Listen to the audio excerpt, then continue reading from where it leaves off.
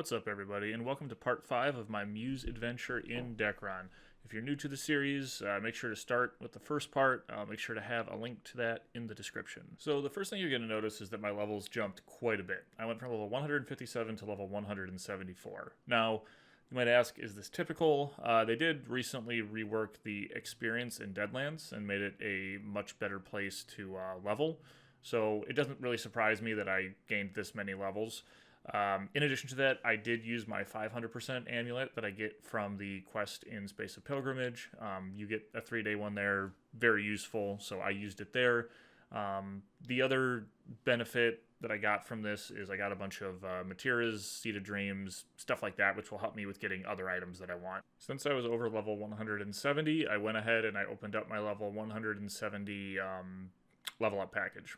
The level 170 level up package did come with a pack for a 180 weapon and 180 armor, the Heffron armor. However, as you just heard me say, you can open it at level 170, but you can't use it until you're level 180. So that was a little disappointing, but it is what it is. So we'll just have to wait till level 180 before we can use any of this. At this point, I hit a pretty big milestone in that from the AFK farming in Deadlands, I had enough Angers, Spirit Pieces, Insanities, Seed of Dreams to get myself my 2 rune packages. Now, for those of you who don't know, runes are really good items in the game. They give you higher stats, and they also help you level up faster. So at this point, I was ready to invest in my runes, so I had to go through the grueling process of exchanging all of my seeds at NPC Wingo for my Angers and my Ghosts and my Insanities. Pretty terrible process, but luckily, since this is an abridged version of this, you will not have to watch the whole thing. So let's go ahead and jump ahead to me getting the rune packages. So we went ahead and we purchased our Shiny Rune package and also my 5 rune package. With runes in hand, I also went around and completed my daily dungeons, including Norak and Doomed Maze. Now, going forward in the series, I'm not going to show every time I do these daily dungeons. I'll show them like the first or second time I do them, and then going forward, you can kind of just assume that I'm doing the daily dungeons as I can. These are dungeons generally you want to do every day. Some days I have time to, some days I don't, but for the sake of not boring you guys, I'm not going to show every time I do a daily dungeon run. Up next, I decided to give Eligos another run, and I was able to beat the first boss, the second boss, and the third boss. And the second boss also gives you the Spirit Summoner title, which gives you 2% monster damage tolerance, so that is really nice. I did attempt the fourth boss, but I was not quite able to beat it. As you can see here, I did get really close, and if I would have been a little bit more careful, I think I could have beat it on this attempt, but yeah, it didn't quite happen. It just kind of caught me off guard, and I got killed. So I did try to res and do it again, but I no longer had any runes active, so it just wasn't gonna happen this attempt. But yeah, that was a good attempt. I actually didn't even think I'd be able to beat the third boss, so this went a lot better than expected. From here, I decided to go and complete my Trans 2 quest since I was over level 165, so I headed to Dravis, I grabbed the quest, and for those of you who've done this quest, you know that the main part of the quest is you have to kill 100 Dravis Field monsters. This was actually a lot harder than I expected. The Dravis map was very full, so I had to kind of just go find a little corner and work on that, but it did end up working out.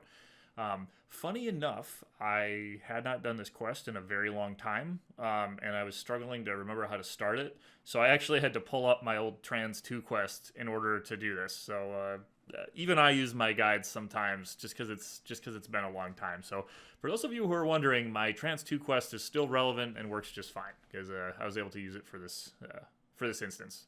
So I went ahead and I got my 100 Dravis field monster kills. Got my heart from the blacksmith, and I completed the quest. And sap nuggets, for those of you who don't know, you can purchase the sap nuggets from the blacksmith for a couple 100k each. I can't remember, but yeah. So got my Trans 2 completed. As I always do with new stuff, I generally head to Ardeka to the Colosseum statues just to check out my new stuff. The Trans 2 looks slightly different than the Trans 1, but not that much better. I will say, however, the skills are pretty cool. They're just 2 very large AoE skills, and I was impressed with them. And they're just level 1 here, but, you know, over time, they do gain some more hits and stuff and more damage. Yeah, no, both the trans 2 abilities are really good, so I think those are going to be very useful going forward.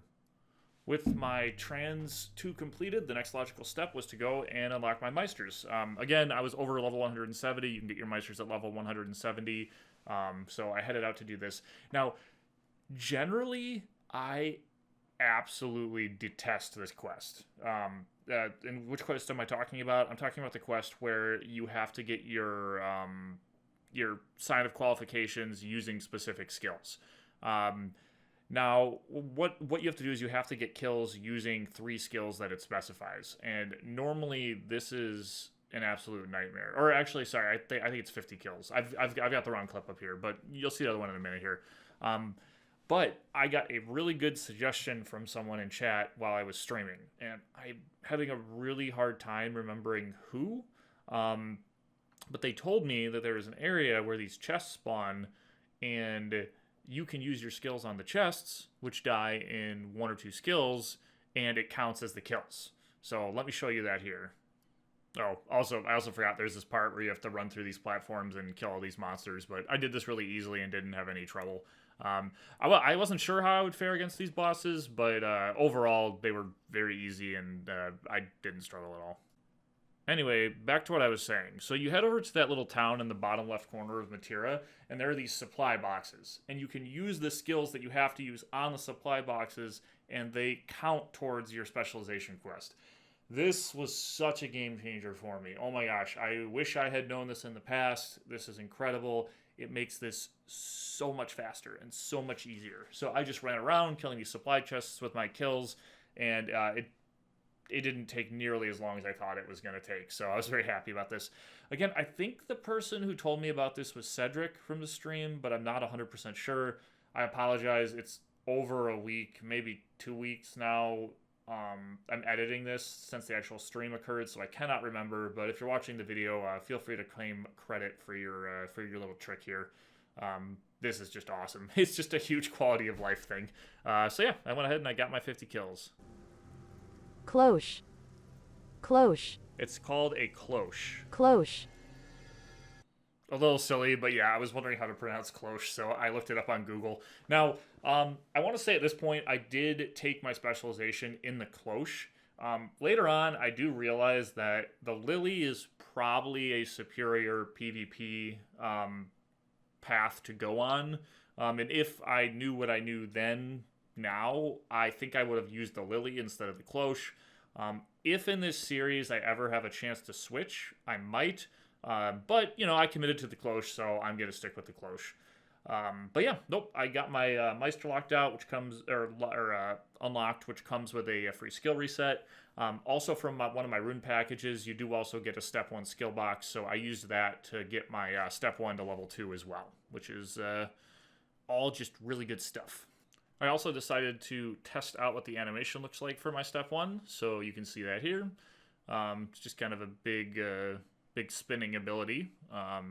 As with most of the Meisters, they start out kind of meh, and then once you get them to level 10, they become significantly better. So we'll have to see how it is in the future. I also just want to throw in here that when I was messing around with my skills and resetting up my stuff, I had someone from the stream stop by the level of Kaori, who actually plays Muse, and this person had a really good suggestion for me, and that was to level up one of the Lily abilities, even though I'm using the cloche. I believe the ability is called Focus, and you can see here, they're using it over here on the left, and it's kind of just like this big AoE ability, which is really good and lasts for a long time. And what you can do is you can have your Lily out, and you can use the ability, and then you can swap to the cloche, and you still get your damage from the cloche, but you still have the ability running. So really good. This is also part of the reason I think it would have been better to use the Lily for this. That being said, sticking with the cloche, and I can still use that one Lily ability, which is pretty nice. But huge thank you to Kaori for that suggestion. At least for my farming and stuff, like when I'm not using battle support, it does add quite a bit of damage.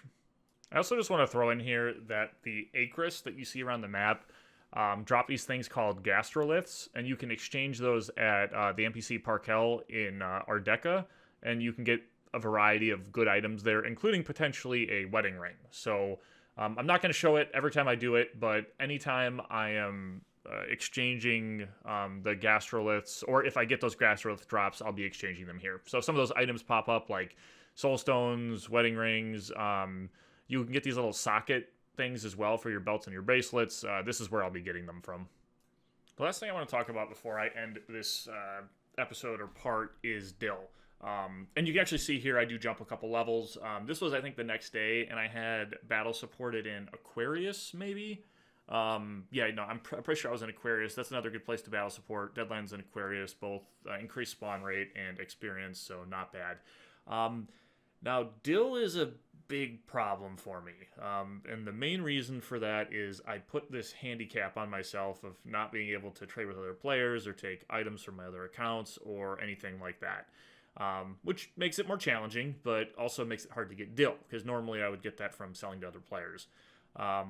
Now, one idea I had, which is one I've used in the past for other things, is Acris. And you can see here, I ran to Arcadia, and you can find these pockets of just tons of Acris all over the map in various areas.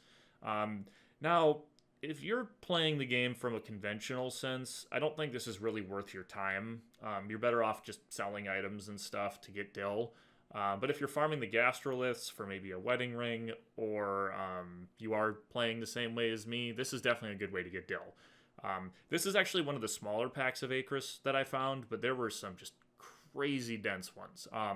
But I did end up doing this for maybe an hour or so, and I want to say it got me to like 20 or 30 mil Dill or something like that, which if you think about is not that great, but at least for me and my restrictions, this is going to be very helpful.